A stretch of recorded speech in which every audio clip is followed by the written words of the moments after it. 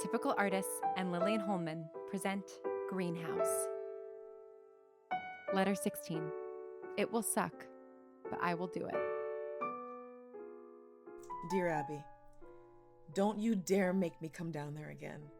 I have your mom's number and I can get her to pick me up and take me to you, and it will suck, but I will do it. Honestly, this is why you need to watch more TV.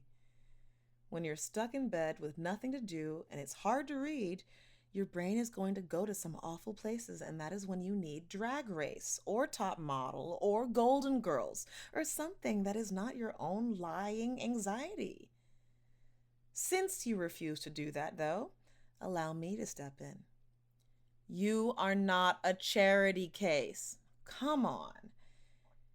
You have to have more faith in my dad than that. He loved me more than to set me up with some random chick he felt bad for. I stand by everything I said before. You spread goodness in the world, and that is what he wanted for me. Don't you dare let Mitch take that away from me. I know you keep apologizing for trusting him, and I know I yelled at you for that before, but honestly, I've been reflecting, and in the end, I realized that I don't want you to be suspicious of behavior like his. He is a terrible person, but a very good con man, and just because he faked the decency we should use when interacting with each other doesn't mean you shouldn't expect that from other people. You deserve to be loved and respected and looked up to, and at least Jason was pretending to do that. I don't know if your mom told you, but his stupid article got posted last night, and it is predictable. I'm the spoiled eccentric daddy's girl. You're the pathetic cat lady without the cat. My dad was charismatic but irresponsible and unprofessional. All that sort of nonsense. My brother's figuring out a way to sue the hell out of him, but the good news is that, for once, the Twitter mob actually seems to be on our side. They picked up on the undercurrent of racism and sexism and are calling him out on it.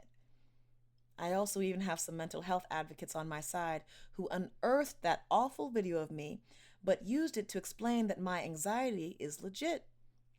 I mean, you can imagine how thrilled I am that that particular clip is getting a new audience, but at least Mitch's narrative isn't winning. I wish more people knew you so that your side of the story could be thoroughly debunked.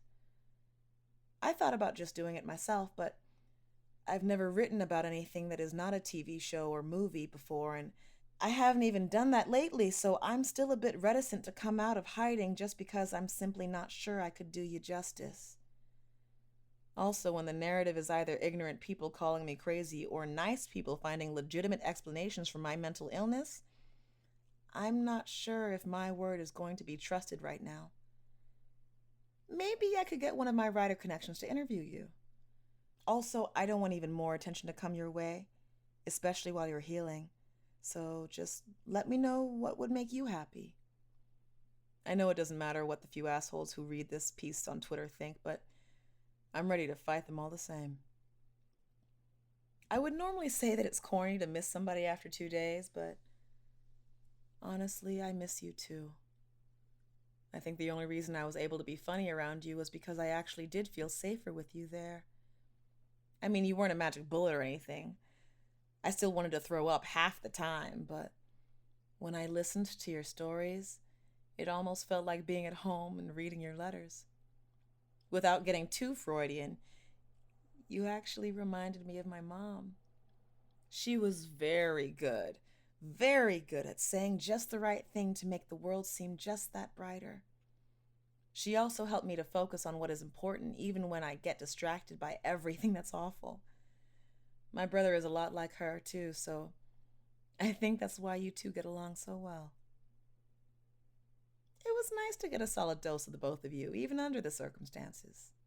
Speaking of which, you better be taking care of yourself and listening to those doctors so you can come home soon. I don't like thinking of you with all that beeping and no color. It's just very un-Abby. Also, Ryan left and the baby is due any day now, and he'll be distracted, so I'll need more stories from you.